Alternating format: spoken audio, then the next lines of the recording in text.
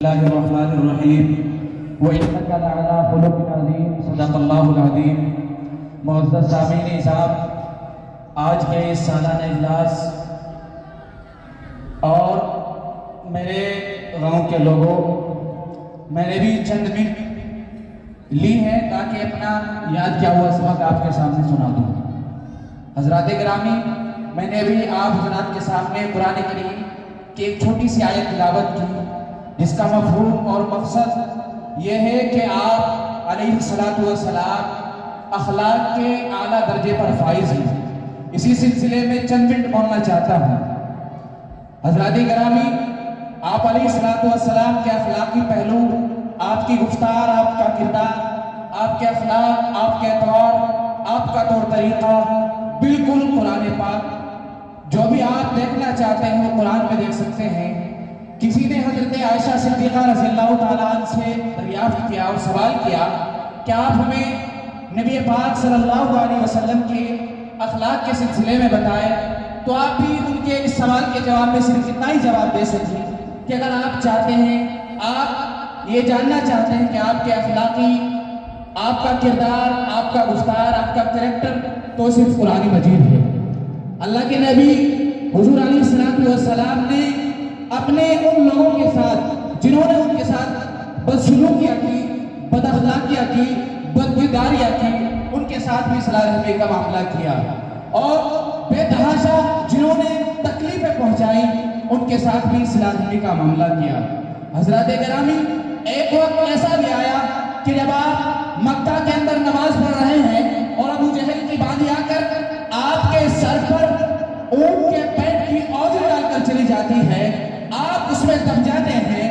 हज़रत फातिमा रज़ियल्लाहु ताला अन्हा छोटी सी है और वो आपको देख रही है।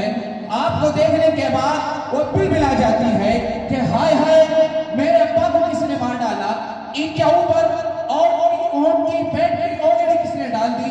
वो आती हैं और नन्हे नन्हे मासूम से हाथों से उनको हटा डालती है।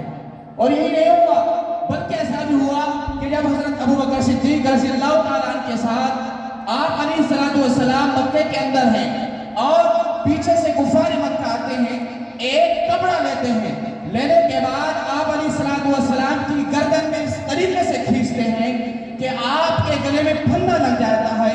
आप अलैहिस्सलातु वस्सलाम की आंखें उबल पड़ती हैं, आपकी ज़बान बाहर निकल पड़ती है, लेकिन उस वक्त भी अल्लाह से कोई शिकायत नहीं करते, बल्कि कहते हैं अल्लाहुम्मा इन्नी ला अश्कू, ए मेरे रब, मुझे कोई शिकायत नहीं, बदनी व हुस्नी, मैं अपने गम की, अपनी बेबसी की, अपनी लाचारी की शिकायत तुझसे ही कर सकता हूँ। अल्लाह, मक्का के लोगों ने सख्त तकलीफें दी।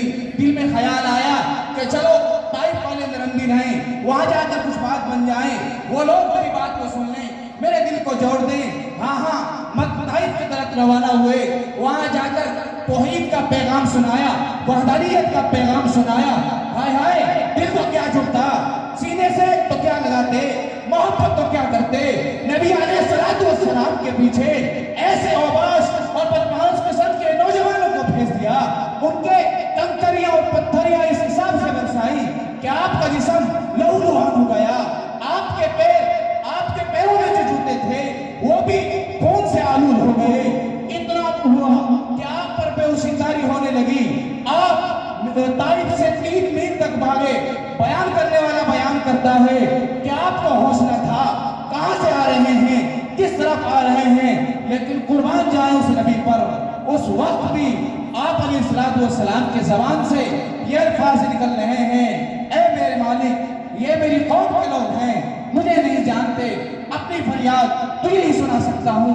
हज़रत जिब्रील अलैहिस्सलातु वस्सलाम तशरीफ लाते हैं, अर्ज करते हैं, ऐ मोहम्मद, बताएं, ये रहा फरिश्ता आसमानों में से आग बरसाने का, ये रहा पहाड़ों को मिलाने का, ये रहा पानी का, ये रहा हवाओं का।